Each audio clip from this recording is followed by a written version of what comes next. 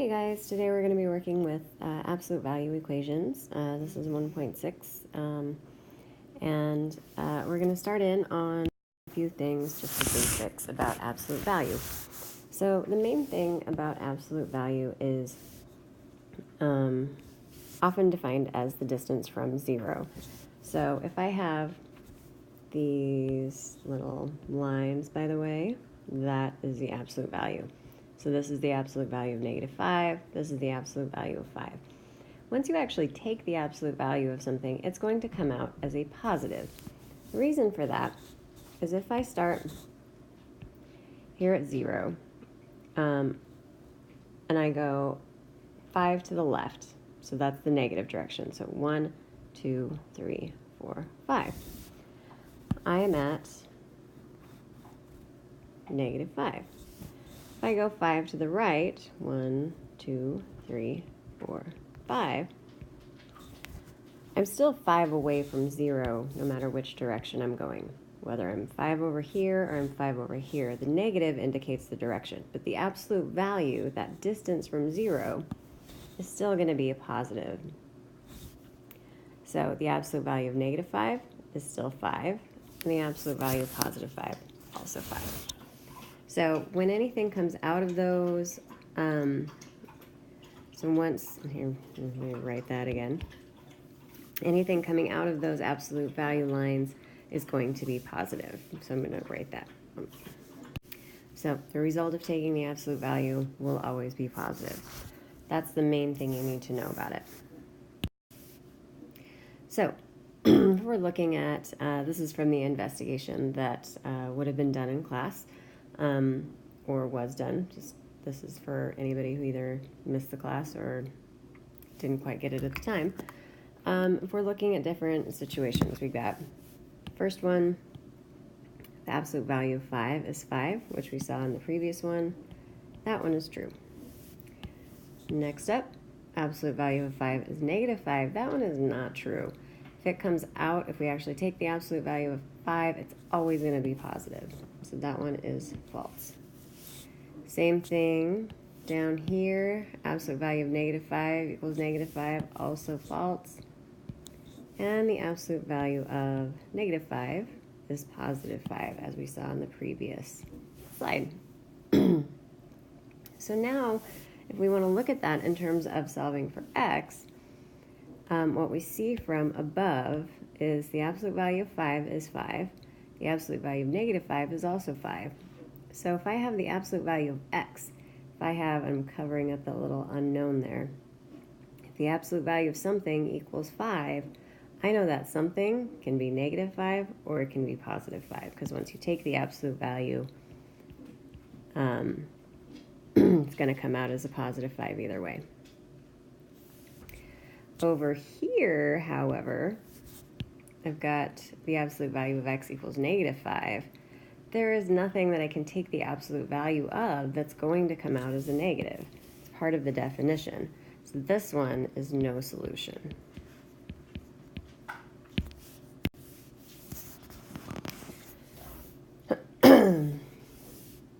All right, so now we're looking at a bunch of different sets here. We want to circle the equations that will not have a solution. So we're looking at anything that's going to end up with an absolute value of that comes out as a negative. So I have the absolute value of x equals 8. That one's okay. We're going to put a box around that one because that one's going to have 2 solutions. The absolute value of x equals -4. That one's not going to have any solution. We're going to circle that one because you can't have it come out as a negative. The next one, absolute value of x equals 0, that is going to be a rare one that only has one solution because there is no positive or negative value of 0. 0 is neither positive or negative. So this one only has one solution. The next one, x minus 4, I need to point to that, sorry, absolute value of x, then -4 equals 1. I have to do something with this -4. I can't just have the absolute value of x and then have the +4. So what I really want here, I'm going to move that up there, is the absolute value of x equals 5. That one is going to have two solutions as well, as we've seen a few times now. Next up, absolute value of x minus 4 equals -1. Again, we're going to add 4 to both sides. What we're left with is the absolute value of x plus or equals 3, because those add out to 0. And so again, we're going to have two solutions on that one. Down here, absolute value of x plus 4 equals 1. This time I'm going to have to take away that 4, and when I do that, I have the absolute value of x equals -3. That one's not going to have a solution, so I'm going to put a circle around that one because that's coming out to a negative. Next one over, same thing, subtract 4, so I've got the absolute value of x left equals -4. Again, absolute value of something is not going to give me a negative, so that's going to have a circle around it. The next part, I want to think about this in terms of everything in the absolute value being a block.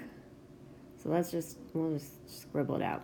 We've got the absolute value of something equals a +1. That one can be a +1 or a -1. That can have solutions. So we're not really worried about that there's more than just that. This one is also going to have two solutions. We're going to put a box around that. Go ahead and box the ones in red.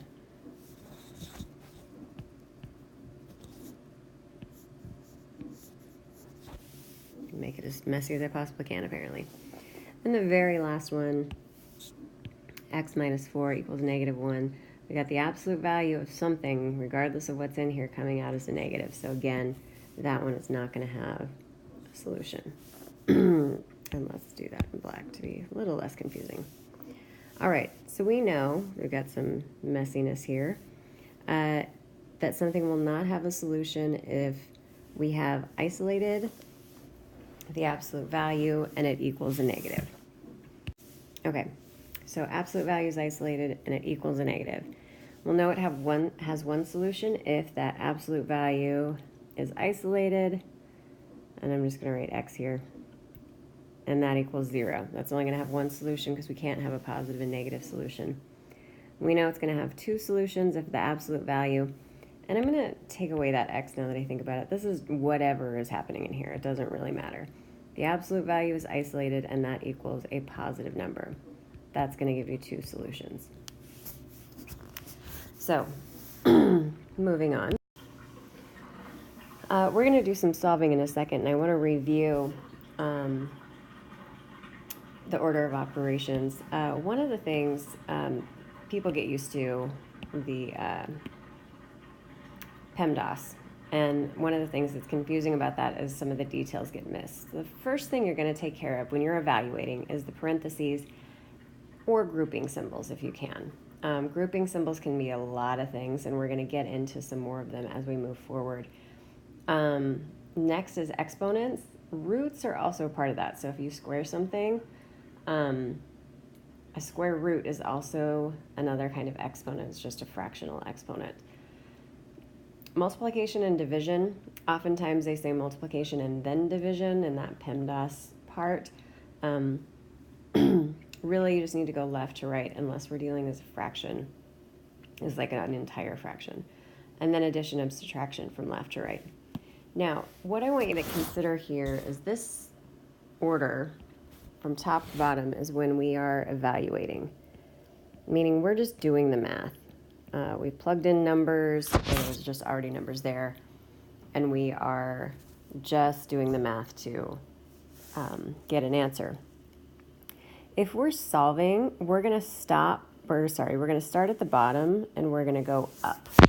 So basically, what I mean by that is that if we are trying to isolate something, we are going to start by undoing addition or subtraction, and then we're going to undo multiplication or division, then we're going to undo any exponents, and then we're going to undo any parentheses or deal with those grouping symbols as we can. So the reason I tell you that is because that's what we're going to be doing with these absolute values. We're trying to get these absolute values alone. We can't multiply into them or distribute into them, so we need to get them isolated. So in our first one here, absolute value of x minus 4, we already looked at that one. But we add 4 to both sides. Absolute value of x equals 5. So x can be 5 or negative 5. And those little brackets, those indicate that we're making a list of possible values. On part B, we've also done this one already, but we add 4 to each side to get rid of that negative 4 or that minus 4. Absolute value of x equals a positive 3. So x can be a positive 3 or a negative 3. On the next one, subtract 4 from both sides to isolate that absolute value. We've got the absolute value of x equals negative 3. Because of that negative right there, we got no solution on that one. On the next one, I want to point out we have 2, and whenever we don't have a symbol right in that space there, there's no plus, there's no minus, that means we're multiplying the coefficient by whatever is happening here. No coefficient's the right term in that particular case, but we're multiplying 2 by the absolute value of x, and we need to isolate the absolute value of x, so we're going to undo that multiplication by dividing. So divide both sides by 2. Absolute value of x equals 3, which means x can equal either 3 or negative 3. And the last one over here, we have a couple steps, and so we're going to undo the addition first by subtracting 7. So we have 3 times the absolute value of x equals 18. Then we're going to undo the multiplication by dividing by 3. Now we have the absolute value of x alone. That equals 6. So x equals negative 6 and positive 6. And I add a room on the side. So if we're writing the first step for solving those absolute value equations, the first thing is always going to be isolate the absolute value.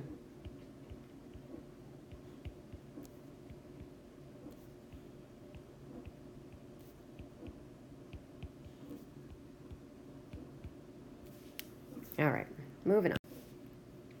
Now we have a bit more going on.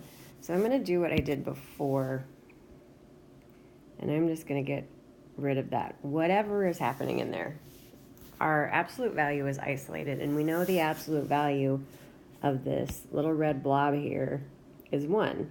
So that little red blob can be 1 or it can be negative 1, because either of those would have an absolute value of 1. So what I'm going to do is I'm going to take each of those things and I'm going to set them equal to 1 and negative 1. Then I'm going to solve. Add 4.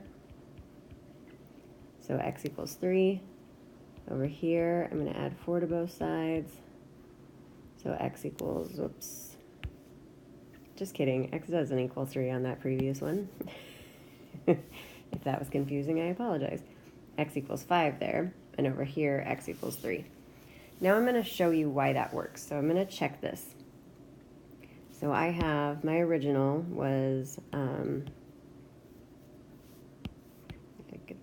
get rid of that.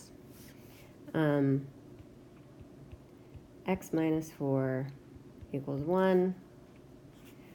And I'm going to check it again. I'm going to write it exactly as before. X minus 4 equals 1. So I'm going to take out my first x over here, and I'm going to put that 5 in. Over on the other side, I'm going to take out that x. I'm going to put in that 3. Then I'm going to evaluate. So when I do 5 minus 4, I get 1, dropping down those absolute value lines. If I actually take the absolute value of 1, it's just 1. And I'm good to go on that one. Over on the other side, absolute value of 3 minus 4. 3 minus 4 gives me negative 1. Drop down my absolute value signs.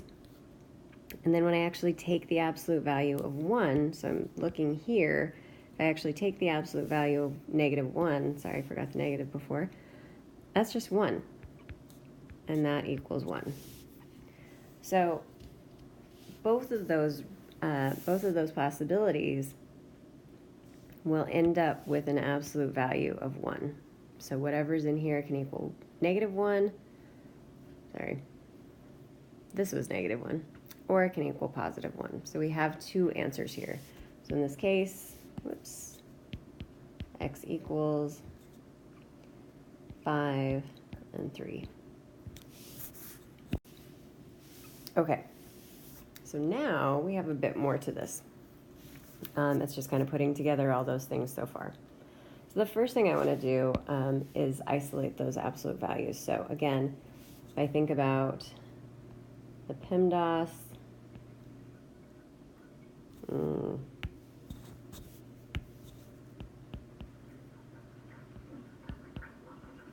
I'm going backwards to solve. So I want to undo any addition and subtraction. Subtracting 4 here, so I'm going to undo it with addition. It's the inverse operation. So I've got 3 times the absolute value of x plus 6 equals 9. Next thing I'm going to undo is that multiplication. I'm going to undo that with division. Divide both sides by 3. I don't need to worry right here about trying to divide x plus 6 by 3 because I'm treating this absolute value of x plus 6 as its own little entity. It's its own little thing. So I'm going to divide out that 3. So I have the absolute value of x plus 6 equals 3. Now, at this point, now that my, pardon me, now that my absolute value is isolated, I'm going to split it. So I'm going to take the absolute value of x plus 6 equals 3. I'm going to split it into the positive version and the negative version. Now, that negative and positive only applies to that number. So I'm going to take x plus 6, because that can equal a 3, or it can equal a positive or a -3. And I'm going to solve both. So subtract 6 from both sides. So I have x equals -3 and x equals -9. Now, if we actually check it into our original, I'm going to go ahead and put this down here to check. I'm going to show you that process. So 3 times the absolute value, actually, let me write that in black. 3 times the absolute value of x plus 6 minus 4 equals 5. I'm going to write it again because I'm going to check it twice. And I'm going to take out my first x, and I'm going to put in -3 because that was my first answer that I got. And then the other one, I'm going to take out the x, and I'm going to put in -9. And then I'm going to evaluate. So now I'm looking at the order of operations in terms of evaluation. So I'm going down. I'm going to take care of the parentheses or grouping symbols first. So that's inside my, my absolute value. I'm going to drop down everything else I haven't used. So I'm going to take down the 3. Whoops, that didn't come out the way that I wanted. 3. -3 plus 6 is a +3. I'm going to drop down the -4 and the equals 5. Now I'm going to actually take the absolute value of 3, which is just 3. So I'm going to drop down that 3, drop down the absolute value of 3, which is just 3, -4 equals 5. That particular step isn't totally necessary, but it does seem a little confusing because I didn't want to talk about 3s and you not know which 3s I was talking about. So now I'm going to multiply those 3s. That gives me 9. Drop down the -4. 9 minus 4 is in fact 5. 5 does equal 5. We're good to go on that one. The other one, -9 plus 6 gives me a -3. I need to drop down my absolute value. The 3 in front minus 4 equals, 5. Now I'm going to take the absolute value of negative 3, which is also positive 3. Drop down everything else I didn't use. Multiply, we get 9. Sorry. Minus 4 equals 5. And again, 5 equals 5. Now, it's important to check these steps because something weird will happen in a minute. So let's sum up those first couple steps. First one, isolate the absolute value. So we did that in these steps by doing the inverse operations to all of the extra things outside of the absolute value. So here we have the isolated absolute value. Once we do that, then we split off into our two equations. All right, so split into the positive and negative equations, then solve both. The last step is to check them, and we're going to talk about that and the reason for it. Right now. So now I have the absolute value of x plus 6. That one is isolated, so I'm good to go on that step. But now it equals 2x minus 3. So I'm going to have, because my x plus 6, that absolute value is isolated, I'm going to go ahead and split. I'm going to split into the positive. The positive version looks just like the original, but without the absolute value. You can kind of think of if the inverse of addition is subtraction, the inverse of multiplication is division.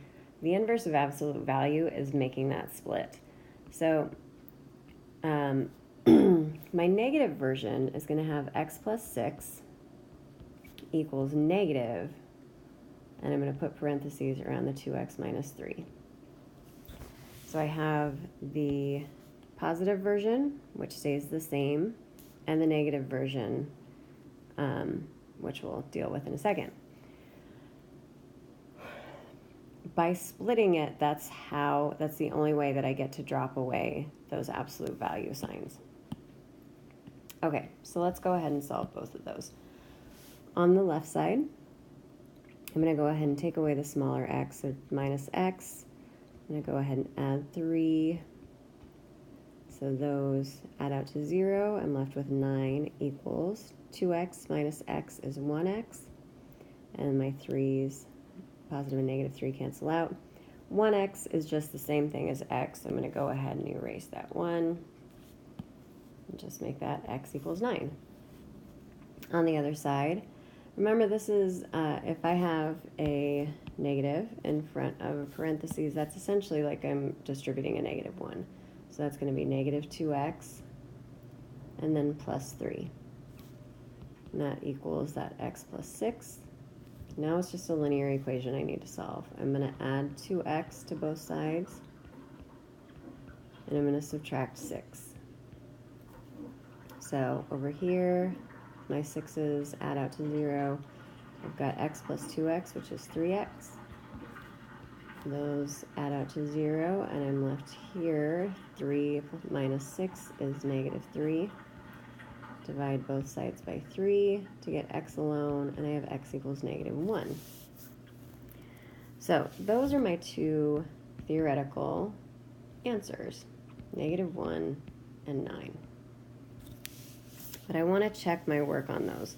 So let's look at the original equation. I've got x plus 6 equals 2x minus 3. I'm going to check both answers, so I'm going to write it again. X plus 6 equals 2x minus 3. And in the first one, I'm going to take out both of my x's, and I'm going to put in the 9 that I got up here. So 9 and parentheses 9. And I'm going to evaluate. Within my absolute value, I have 9 plus 6, which gives me 15. The absolute value of 15 is just 15. Over on this side, I'm going to keep dropping down my equal sign. 2 times 9 is 18. Drop down my minus 3. 18 minus 3 is 15. 15 does, in fact, equal 15. So 9 works just fine. Over on the other side, I'm going to use my -1 here. I'm going to take out both of my x's.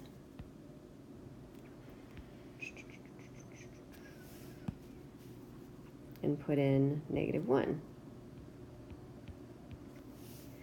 So on the left side, -1 plus 6 gives me 5. I'm going to drop down my absolute value signs, and I get the absolute value of 5 is just 5.